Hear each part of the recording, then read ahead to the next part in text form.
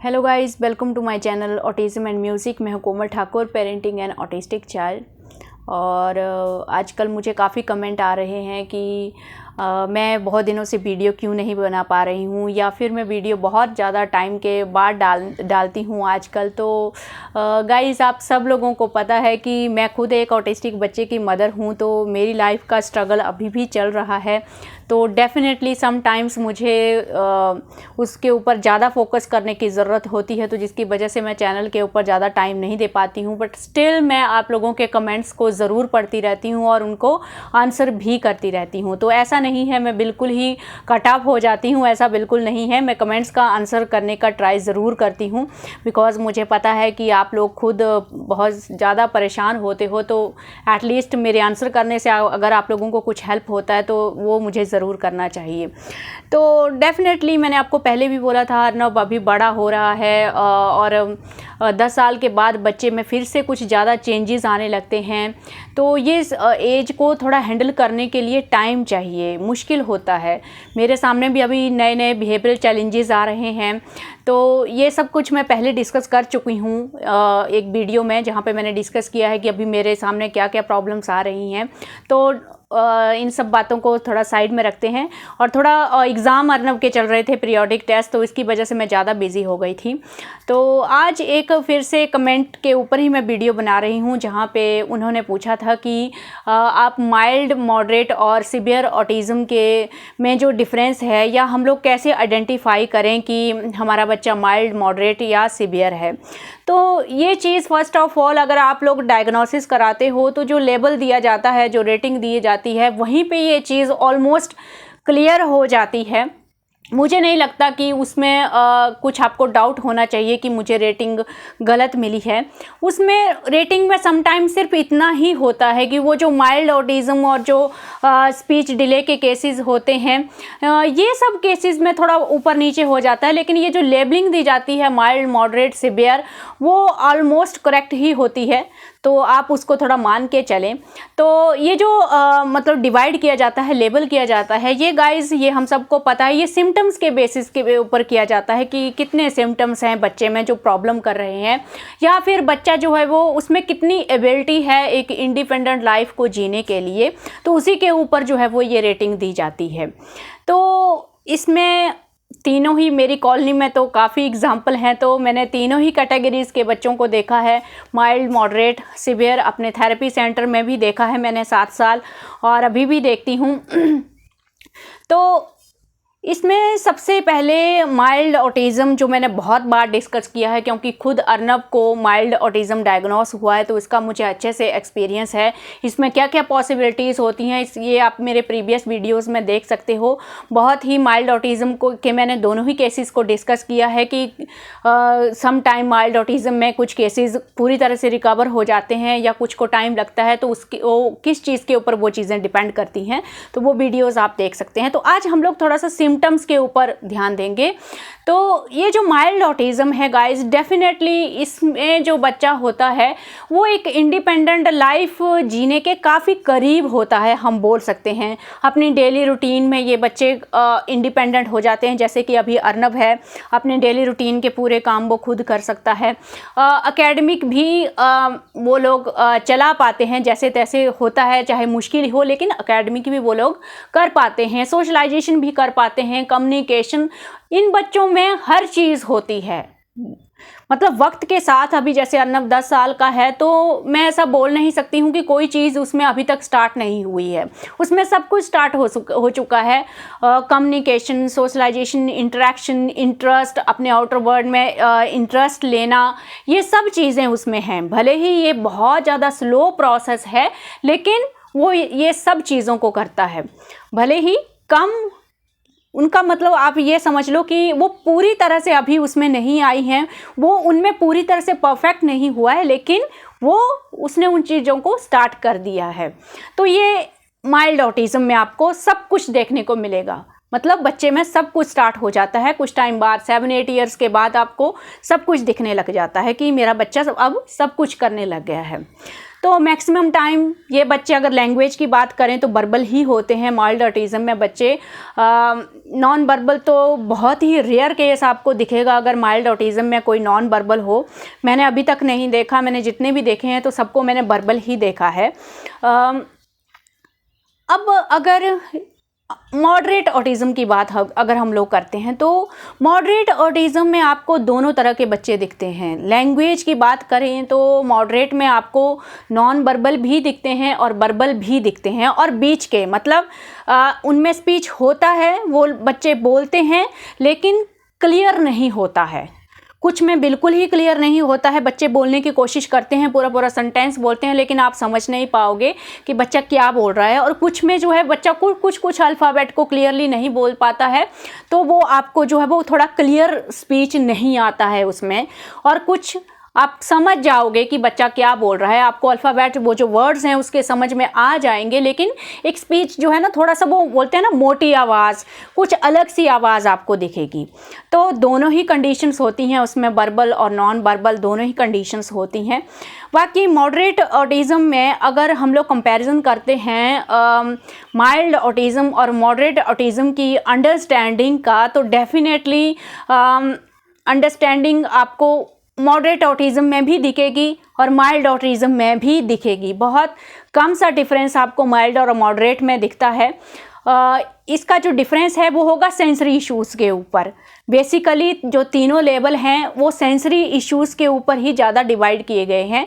Mild में बहुत कम होते हैं, जैसे कि अर्नब में बहुत कम है, ओनली उसमें अभी आप वर्बल स्टीमिंग का देख सकते हो। मेरी आवाज़ थोड़ी मोटी हो रही है क्योंकि अभी मैं अर्नब को पढ़ा के उठी हूँ, और आप अंदाज़ा लगा सकते हो कि कितना भारी आवाज़ हो गई है। जब मैं उसको पढ़ाती हूँ तो कितना ज़्यादा बोलना पड़ता है, तो लिटरली मेरे गले से वर्ड्स नहीं निकल रहे हैं, मुझे बोलने में प्रॉब्लम हो रही है एक्चुअली। तो इस चीज़ को आप थोड़ा सा नज़रअंदाज करें। तो ये जो मैं बात कर रही थी अंडरस्टैंडिंग के ऊपर। तो मॉडरेट ऑटिज़म में गाइस अंडरस्टैंडिंग बच्चों में होती है, भले ही बच्चे नॉन वर्बल हों। मॉडरेट ऑटिज़म में मैंने ऐसे बच्चे भी देखे हैं, भले ही वो लोग नॉन वर्बल हों लेकिन वो कमांड फॉलो करना सीख जाते हैं। अपनी डेली रूटीन में वो बच्चे भी इंडिपेंडेंट हो जाते हैं, और मतलब अंडरस्टैंडिंग भी होती है, और एकेडमिक भी अपना जैसे तैसे वो बच्चे कैरी ऑन कर पाते हैं। मॉडरेट ऑटिज़म में भी काफ़ी ज़्यादा होप्स होती हैं, बस थोड़ा आपको सेंसरी इश्यूज़ उन बच्चों में ज़्यादा दिखेंगे। हैंड फ्लैपिंग है या वर्बल स्टीमिंग है या ऑडिटरी इश्यूज़ हैं, ये सब सेंसरी इश्यूज़ आपको ज़्यादा दिखेंगे, लेकिन इन चीज़ों को आपको ज़्यादा ध्यान नहीं देना है। हो सकता है एज के साथ ये और ज़्यादा इम्प्रूव हों, लेकिन मॉडरेट ऑटिज़म में सेंसरी इश्यूज़ की प्रॉब्लम होने के बावजूद भी बच्चों में एक वर्बल या नॉन वर्बल जो इंटरेक्शन है वो बच्चों में रहता है, बच्चों में अंडरस्टैंडिंग होती है। इन बच्चों को मैंने देखा है कि थोड़ा सोशलाइजेशन का प्रॉब्लम मॉडरेट ऑटिज़म में होता है, बहुत कम ये बच्चे सोशलाइजेशन करते हैं। अंडरस्टैंडिंग मैंने देखा है कि बेटर होती है, एकेडमिक बेटर होता है। इनफैक्ट मैंने आपको पहले भी बताया था कि अर्नब से भी बेटर मैंने मॉडरेट ऑटिज़म वाले बच्चे देखे हैं, जो अंडरस्टैंडिंग में समटाइम्स मुझे ऐसे लगा जैसे अर्नब से भी बेटर है, उनमें अर्नब से भी अच्छा जैसे वो कमांड फॉलो करते हैं। जब मैंने उनको प्रैक्टिकली अपने सामने देखा है तो ये चीज़ें मैंने देखी हैं, ऑब्जर्व की हैं। तो आपको ये चीज़ से घबराना नहीं है कि मेरे बच्चे को मॉडरेट ऑटिज़म है। बहुत ज़्यादा होप होती है मॉडरेट ऑटिज़म वाले बच्चों में। और ऑटिज़म का सबसे पॉजिटिव पॉइंट जो है वो यही है गाइस कि इसमें जो बच्चा है ना वो एज के साथ इम्प्रूव करता जाता है। बच्चा हमेशा आज जिस लेवल पे है आगे उस लेवल पे, ऐसा नहीं कि उसी लेवल पे रहेगा, नहीं, वो एज के साथ भले ही स्लो हो लेकिन बच्चा धीरे धीरे इम्प्रूव करता रहता है। तो कुछ चीज़ों को आपको ध्यान रखना पड़ता है, जैसे कि उनके जो एग्रेशन इश्यूज़ होते हैं, या उनको हर वक्त एंगेज करके रखना है, या उनको इमोशनली हम लोगों को थोड़ा सा संभाल के रखना है जैसे जैसे वो बड़े होते हैं। इन सब चीज़ों का अगर आप ख्याल रखते हो तो ऑटिज़म के साथ ज़िंदगी जीना मुझे नहीं लगता इतना भी मुश्किल है।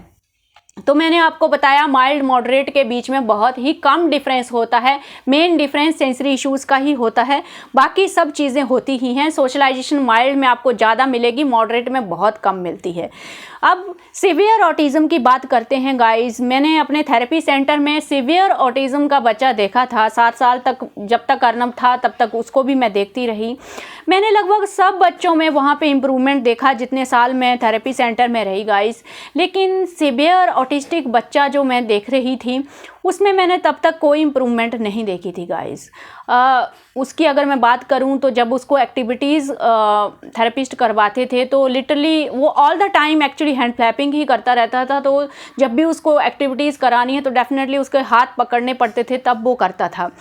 तो सीवियर ऑटिज़म को अगर मैं बात करूं तो उसमें काफ़ी ज़्यादा प्रॉब्लम्स होती हैं, जैसे कि नाम ही इंडिकेट कर रहा है।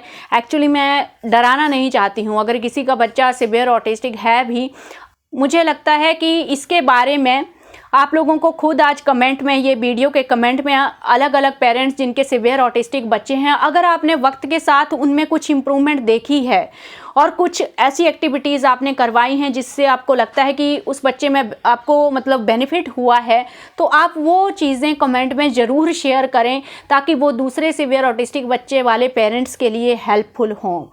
तो डेफिनेटली इन बच्चों में सबसे ज़्यादा सपोर्ट की ज़रूरत पड़ती है डेली लाइफ के लिए। डेली रूटीन में भी इनको ट्रेन करना बहुत मुश्किल टास्क है गाइस। डेफिनेटली इनमें सेंसरी इश्यूज़ होते हैं, बहुत ज़्यादा होते हैं। लैंग्वेज मोस्टली नॉन वर्बल ही आपको दिखेंगे सीवियर ऑटिज़म वाले बच्चे। मैं अगर उस बच्चे को डिस्क्राइब करूं जिसको मैंने देखा था तो वो कम्प्लीटली नॉन वर्बल था और सेंसरी इश्यूज़ उसमें ऑल द टाइम होते थे गाइस। हाइपर भी और अंडरस्टैंडिंग, सोशलाइजेशन, आई कांटेक्ट, ये सब तो बिल्कुल नहीं होता था। और मुझे नहीं लगता था कि वो, ऐसे लगता था कि मे बी वो अपने पेरेंट्स को रिकॉग्नाइज़ करता होगा, लेकिन बाकी मुझे नहीं लगता था कि उसको कुछ फ़र्क पड़ता था कि वो घर में है या कहीं और आया है। मतलब अंडरस्टैंडिंग बिल्कुल भी मुझे उसमें नहीं दिखती थी। हालांकि उसके बाद उसका जो सिबलिंग हुआ, हम लोगों को पता चला, उसको, उस सिबलिंग को हम लोगों ने देखा भी, लड़का है दूसरा भी, तो वो बिल्कुल नॉर्मल है। तो थैंक गॉड एक सीवियर ऑटिस्टिक बच्चे के बाद जो दूसरा सिबलिंग है वो बिल्कुल नॉर्मल है। वो बहुत खुशी की बात है। मुझे अच्छा लगा कि चलो कम से कम भगवान ने कुछ तो चीज़ का ध्यान रखा। तो मैंने आज तक नहीं सुना कि सीवियर ऑटिस्टिक बच्चा जो है वो बिल्कुल क्योर हो गया है। यूट्यूब की बात मैं नहीं करूंगी गाइस। यूट्यूब पे जितने भी चैनल है वो जो क्लेम करते हैं मैं उसकी बात बिल्कुल नहीं करूंगी। मैं सिर्फ अपने प्रैक्टिकल एक्सपीरियंस की बात करूंगी। मेरे सामने जो हो रहा है, जो मैंने देखा है, मैं उसी की बात करूंगी। तो डेफिनेटली सीवियर ऑटिज़म में बहुत कम होप्स होती हैं। हालांकि मैं हमेशा कहती हूँ कि ऑटिज़म में कुछ भी फिक्स नहीं होता है। मतलब कुछ भी ऐसा नहीं है कि हाँ, अगर ये धारणा बना के रखी है लोगों ने कि सीवियर ऑटिज़म ऐसा होता है तो मतलब हमेशा ऐसे ही होता होगा। कुछ रेयर केस हो सकते हैं कि उसमें मतलब कुछ इम्प्रूवमेंट दिखे। तो ये जो चीज़ है, ये डेफिनेटली आप लोगों से ये रिक्वेस्ट है कि आप खुद डिस्क्राइब करें जिनके बच्चे सीवियर ऑटिस्टिक हैं, तो आप लोगों को कैसी प्रॉब्लम्स आती हैं और कैसे, मतलब आपका जो अपना एक्सपीरियंस बेसिकली आप इस वीडियो में शेयर करें ताकि दूसरे लोगों को भी हेल्प हो। तो माइल्ड, मॉडरेट और सीवियर, इनमें से जो माइल्ड मॉडरेट की जो कैटेगरीज़ हैं काफ़ी ज़्यादा होप्स होती हैं। मुझे नहीं लगता कि इनमें आपको घबराने की ज़रूरत है। डेफिनेटली बच्चे बहुत अच्छा रिज़ल्ट देंगे और आपने इनके तो प्रैक्टिकल अभी एग्जांपल भी देखेंगे। काफ़ी बच्चों से ने मतलब बहुत अच्छा बच्चे अचीव करते हैं, कुछ ना कुछ अचीवमेंट भी कर लेते हैं बच्चे इसमें। तो माइल्ड मॉडरेट वालों को इतना घबराने की ज़रूरत नहीं है, बस इनको ज़्यादा से ज़्यादा मेहनत करने की ज़रूरत है। तो बच्चा कितना इम्प्रूव करेगा, हमेशा ये जो कमेंट में ये आप लोगों की जो जिज्ञासा है ये रहती है कि मेरा बच्चा कितना इम्प्रूव होगा, मेरा बच्चा कब ठीक होगा। तो ये कहीं ना कहीं लेवल पे भी डिपेंड करता है कि बच्चे में कितनी इम्प्रूवमेंट आएगी। अब एक सीवियर ऑटिज़म वाले बच्चे, उसके पेरेंट्स अगर दिन रात भी मेहनत करें गाइस, तो भी उसका जो ब्रेन का जो प्रॉब्लम है, जो ब्रेन का स्ट्रक्चर डिस्टर्ब्ड है, उसको ठीक करना बहुत मुश्किल है। मे बी उनकी रात दिन की मेहनत के बाद बच्चा अपनी कम से कम जो डेली रूटीन है उसको कर सके या कुछ थोड़ा इम्प्रूवमेंट ला सके। लेकिन अगर हम बोलें कि वो पूरी तरह से क्योर हो जाएगा तो ये एक तरह से इम्पॉसिबल सी बात है अभी तक के लिए। तो डेफिनेटली माइल्ड में और मॉडरेट में, मैं ऐसा भी नहीं बोलूँगी कि कम मेहनत की ज़रूरत करनी पड़ती है माइल्ड वालों को और मॉडरेट को ज़्यादा, ऐसा बिल्कुल नहीं है गाइस। चैलेंजेस सब में इक्वल ही हैं। अगर मैं माइल्ड ऑटिज़म अर्नब की बात करूं तो उसमें थोड़ा अंडरस्टैंडिंग बेटर है, लेकिन इतना भी बेटर नहीं है कि वो सब कुछ समझ सके। उसका सोशलाइजेशन अच्छा है, लेकिन इतना भी बेटर नहीं है कि वो अपनी सोशलाइजेशन को कम्प्लीटली अकेले हैंडल कर सके। डेफिनेटली उसमें जो अंडरस्टैंडिंग है अच्छी है, लेकिन इतनी ज़्यादा अच्छी नहीं है कि वो हर चीज़ को समझ सके और इंडिपेंडेंट एक कन्वर्सेशन कर सके। तो हम लोगों के लिए चैलेंजेस हैं कि उसका जो मतलब एक हाफ नॉलेज है, आधा अधूरा जो नॉलेज है, उसके साथ जो वो रिएक्ट करता है चीज़ों के ऊपर, वो सम टाइम्स बहुत ज़्यादा अजीब होता है लोगों के लिए। मतलब उसकी वजह से ही उसका बिहेवियर सम टाइम अजीब हो जाता है। तो हम लोगों के लिए अलग चैलेंज है। अब जो वो समझ भी रहा है लेकिन पूरी तरह से समझता नहीं है, तो आप एक तरह से ये सिचुएशन समझ सकते हो। हर लेवल के लिए इक्वल ही मेहनत है।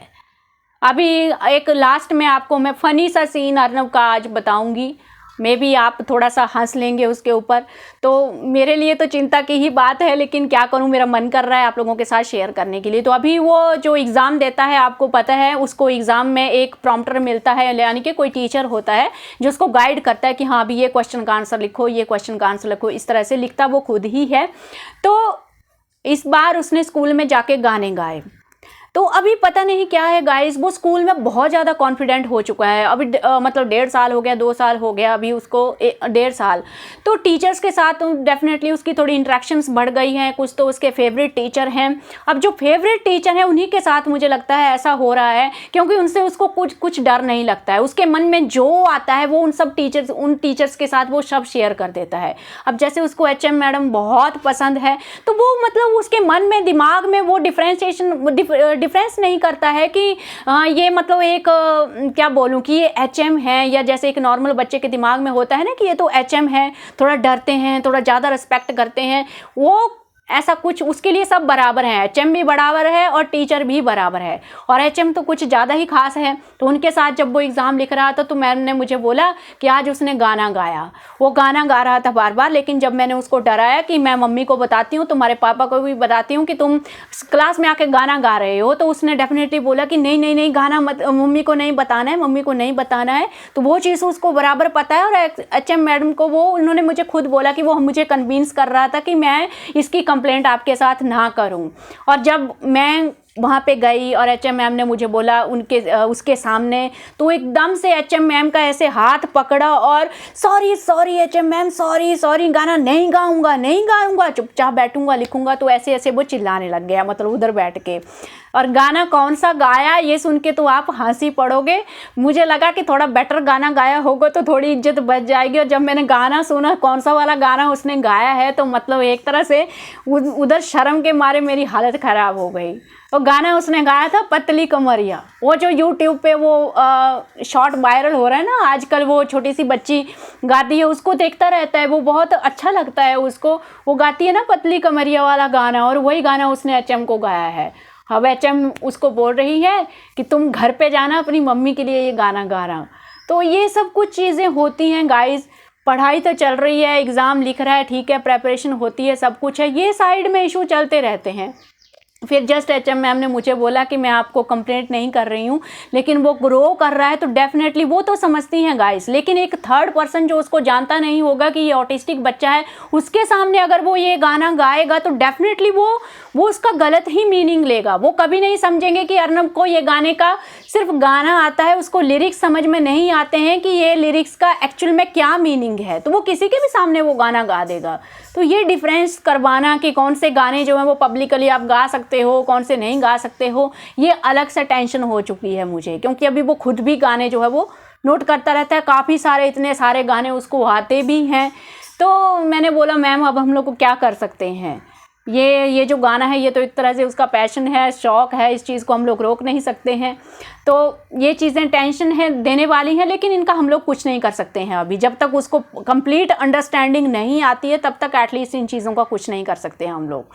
और ना मैं समझा सकती हूँ उसको कि ये गाना जो है वो स्कूल में नहीं गाना है। तो मैं उसको सिंपली यही समझा रही हूँ कि स्कूल में गाना नहीं गाना है। तो देखते हैं कितना कंट्रोल करता है ये। तो आई थिंक आज का जो नॉलेज है, मेरा एक्सपीरियंस आप लोगों को हेल्प करेगा गाइस। और मे भी आगे भी थोड़ा देर होती रहेगी वीडियोस के लिए, लेकिन मैं बहुत ज़्यादा थैंकफुल हूँ आप लोगों के लिए कि आप लोग इतना सपोर्ट और प्यार शो करते हो कमेंट्स में। और अभी 10K तक मैं पहुँचने वाली हूँ। So thank you for today and thank you for your supporting. Thank you.